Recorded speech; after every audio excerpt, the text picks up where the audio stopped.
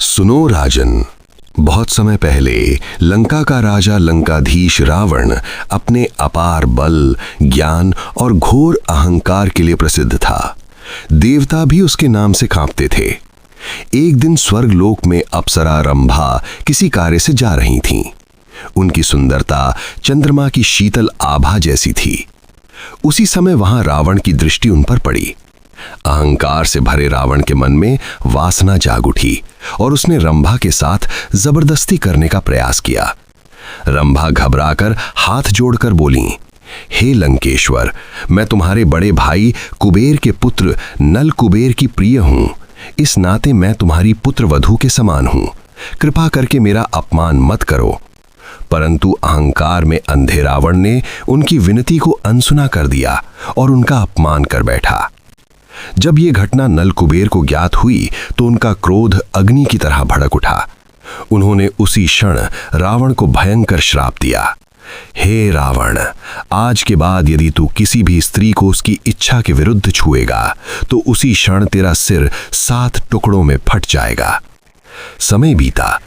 बाद में जब रावण ने सीता माता का हरण किया तो वो उन्हें लंका ले आया और अशोक वाटिका में नजर कैद कर दिया। परंतु इतना शक्तिशाली और अभिमानी रावण भी सीता माता को बलपूर्वक छूने का साहस कभी नहीं कर सका।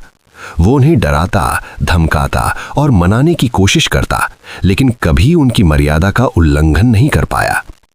अब प्रश्न सुन, हे राजन, यदि रावण इतना शक्तिशाली, पराक्रमी और अहंकारी था तो वो सीता माता को बलपूर्वक छूने से क्यों डरता रहा? ऐसा कौन सा भय था जिसने लंका के महान योद्धा लंकाधीश को भी रोक दिया? उत्तर दो राजन। यदि जानते हुए भी उत्तर ना दोगे तो तुम्हारा सिर भी उसी प्रकार फट जाएगा जैसे नल कुबेर के श्राप से रावण का फटता। सुन, हे बेताल, इसका कारण स्पष्ट है। रावण को नल कुबेर के श्राप का भय था। वह भली भांति जानता था कि यदि उसने किसी भी पराई स्त्री को उसकी इच्छा के विरुद्ध छुआ तो उसी क्षण उसका सिर 7 टुकड़ों में फट जाएगा। इसी भय के कारण वह सीता माता को धमकाता, परंतु उन्हें बलपूर्वक छूने का साहस कभी कर न सका। तू बोला और मैं चला।